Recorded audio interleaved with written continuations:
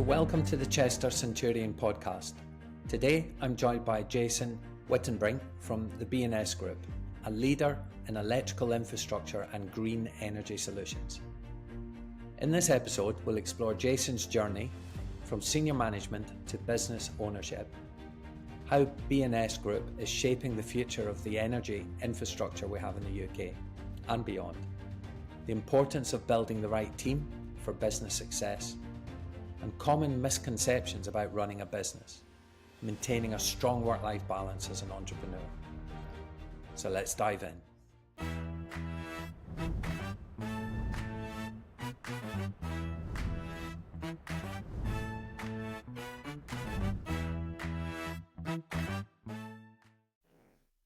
Hello, Jason, and welcome to the Chester Centurion podcast.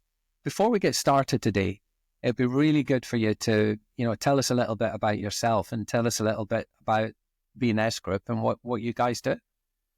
Okay, Alan, nice to see you again. I'm Jason Wittenbrink, and I'm local to the Chester area. I was brought up in a little village just outside called Farndon, and I've schooled in England, but I now live in Wales for a bit. Ultimately, I got involved with B&S Group a few years ago after being in a few senior management roles. We provide infrastructure products for the electrical industry, mainly switchgear and substations, for the likes of Scottish Power and UK Power Networks, and the big global providers like Schneider. So really part of the green energy journey, but we get involved in industrial applications as well. Well, that's basically what we do. Live in the area with the family. Don't really want to ever move. So really cool. And what inspired you to get involved with the business in the first place? What was that initial spark that led you to take that entrepreneurial leap, Jason? So I've been in a number of senior management positions within local companies, some that are well known in the area, Fullword, Beaver Williams Trailers, and the likes of Technicover and people like that in Welshpool. And I felt it time that I needed to find something a little bit extra for myself. And an opportunity came up through a contact of mine that the owner and the original start for B&S Group, Steve Potts, who'd started the company 30 years previous, was looking for an exit of some sort and maybe a retirement. And there was a chance to join potentially a team that was going to be, taking over in a few years' time. And it was a 2020 program that he'd envisaged, and it was 2016 at the time. So, clever guy, and he knew what he was doing, and he was looking to put a team together, and rightly so, to keep the legacy going. I decided to join it. After a short time, I didn't think it was going to happen, so I actually left the company to work back again in another startup company, and the opportunity came again in 2019 when Steve thought it was the right time. And luckily enough, a couple of years later, COVID intervened a little bit to bring things a bit longer. But we managed to get the deal over the line in February 26. So 3 years in a few days since we acquired the business, with the backing of some high net worth equity. Very good. Part of the business. And what a business as well. I've been lucky enough to have a look around the factory and have a look inside some of the units that you produce, and it's pretty high-end technical stuff, right? Yeah, I mean, we are developing very quickly, and a number of years ago we were known for just switchgear, and the providers out there need the switchgear inside a building. My background was secure buildings. It was a match that we put together. We developed products, and we've got some really good customers: Scottish Power, UKPN, the usual high-end network operators. So we developed the product, and it really suits well. So we've been lucky enough to be involved in some very, very high-end projects, and that's pushed us. You need that push. You're not just going to develop on your own. You need that push, and you need those bigger companies there to pull you along as well sometimes. So we've learned a lot, and it's with great respect to the team that we've got here, that we inherited but have built on, that we've been able to manage to do that, and the business yet growing well. And I know you spend a lot of time with the team. I think in any business is the sum of the team that work for it. How do you surround yourself with the right people, and what do you do to make sure they stay motivated? I think you're right, Alan. But one thing that I learned off a mentor years ago, an MD at the time who was great, was it is the sum of a team, but actually you're only as good as the average of your team, and that stuck with me a long time. And basically, what I mean by that is that if you surround yourself with very high performing people, you know that team can succeed at anything. You can really succeed at anything with the right team.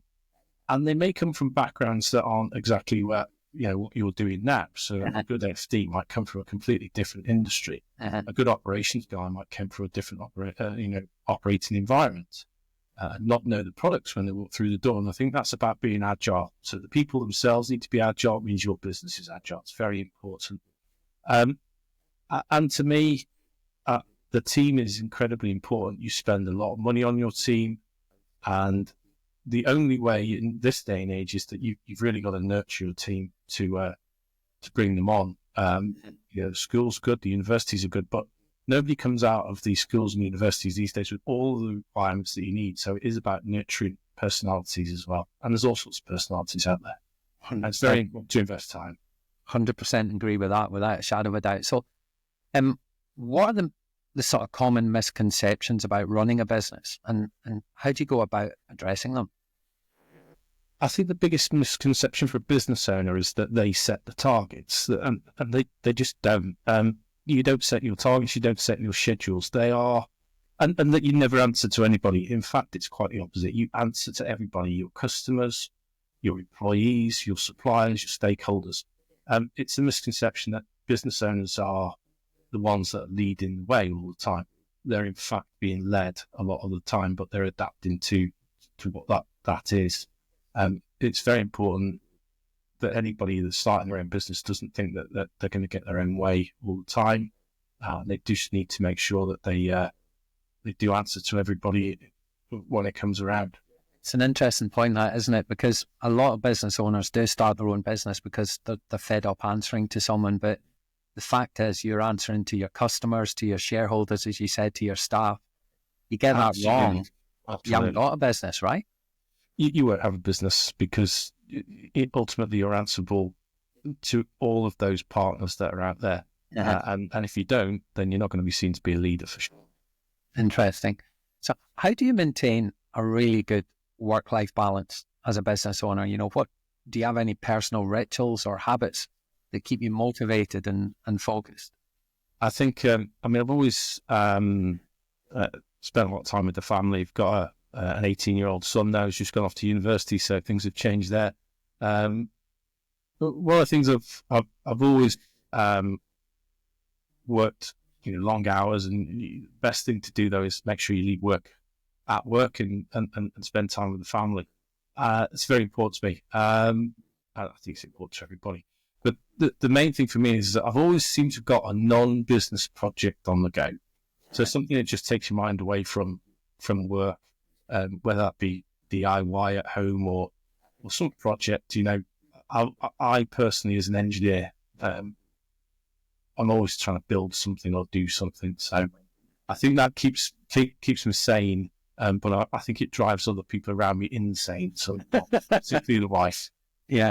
Yeah, so leave work at work, I think, is a really important part, right? And I remember listening to a gentleman called Woody Woodhouse, and he talks quite a lot about that. He talks about the ritual of being able to come home and leave. If you've had a bad day, you've got to leave that in the car, and you've got to come into the house with the right attitude, because that's what your family deserves, right?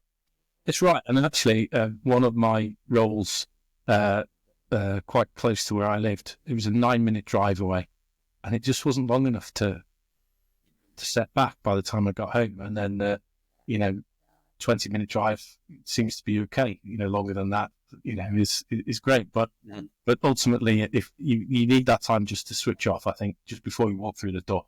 Certainly.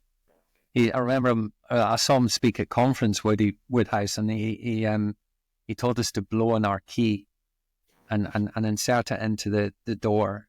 And as you turn the key, you say the words, "Let's get this party started." And you come into the house in a flood of, sort of the right positive energy, and you're there to meet your kids if you've got kids, or your partner, and I took a lot from that. Probably need to have a rewatch and think about it again, but don't we all? I should have a look at that. Yeah, and it is very, very important that you look after people around you, not just co-workers and employees, etc., but family, friends, everybody. Because you give out an aura, you need to be careful that you're not turning people away. You're not going to be seen to be a leader. No, that's a very good point. Listen, we're in a constantly evolving business landscape. How do you stay adaptable and open to change? Are there any specific strategies that you use to remain innovative? And let's face it, you are pretty innovative. So how do you maintain that? We're in a very innovative business, and some of the projects we're involved in are first of its type in the world. You've got to keep learning. Just keep learning, whether that be technical, whether that be personal. You've just got to keep learning. Nobody knows everything. You got to put your staff first. And like I've said before, a high-performing team will succeed in whatever they do. And whatever challenges you put ahead, whether that be new technologies, new ways of thinking, new designing, new manufacturing, they'll sort it out. Embrace technology where necessary, but don't let it hinder what you are doing on a day-to-day. Don't be a slave to it. What is important, I think, for established businesses and new businesses is have an iterative process to change. And what I mean by that is things don't happen instantly. Give things time to mature, make mistakes, learn from them. It's very, very important. Innovation will just come naturally if you do that, because you can't see the end goal always before you've gone through the process. And that applies to products, processes, services, anything like that. So I would say just make sure that you keep learning and let it iteratively come to you in the end. Wow, some powerful stuff there. And do you have systems built around that? Do you have a deliberate approach to that, or is it just the way that you operate? It's in the DNA of how we operate as a team, and that's important. But also, yes, of course, we've got, where it comes to design and engineering, etc., we've got stage gates that we would go through to ensure we're on track and to learn from it. I, many, many years ago, did a lot of sort of statistical analysis in part of my operations training and things like that. So you can always use techniques and out there and again, learn from this. I did an MBA in sustainable leadership. That learned some of the softer side, but as an engineer, I learned some of the more sort of belt and Six Sigma I did many years ago, for example. So, that all those things help, but, ultimately it's just keep the team on track, basically. That's the key. Perfect. Could you offer a glimpse into, I guess, the future plans and goals for B&S, and what do you envisage the next chapter of your entrepreneurial journey? Our next chapter is to continue to grow. We're more than double the size we were 3 years ago at takeover. Order book, pretty much full. So we're looking to obviously expand on our offerings to help the green energy sector, because it's a difficult job for those people doing that. Wind, solar and BESS is all mature, but there are new technologies out there, such as liquefied air instead of batteries, green hydrogen production with excess energy that's on the network. There's a lot of things that we're getting involved in. And what do we do really is we see ourselves as a total solution provider.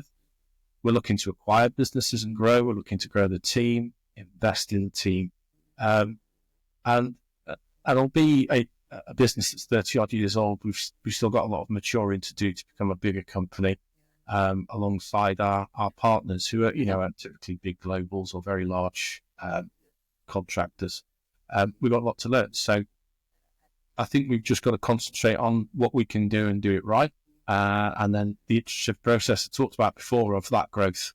We need to do lots of things that we're not doing already. That's one of the key things is growing and developing our team. That is the key thing. It's pointless taking on factories if we haven't got the right people to go inside. And how much of your trade is international, Jason? Do you do a lot outside the UK? So we've been asked a number of times to go outside of UK. We do some work in Northern Ireland. We've had a long-term contract with Northern Ireland going back many, many years. We've expanded on that in the recent 2 years with another contract on top of it. But we do very little. And the reason being is we've always been busy. And as we've grown, the UK market itself has grown. We've done some work previously years ago abroad with some switchgear projects. But our main focus now is that we're being asked to provide product we're producing in the UK abroad. We're not at a stage we can do that at the moment. We just need to build our capacity up. But our clients are very keen for us to export. There is a market in Ireland itself, and we've identified markets in France and Spain, which one of our current clients that takes products in the UK would like us to supply, but we're just not doing that at the moment. Basically, we just haven't grown that big yet to say we will do it. When we've grown, we'll say yes, thank you very much, and do that. Wow, fantastic.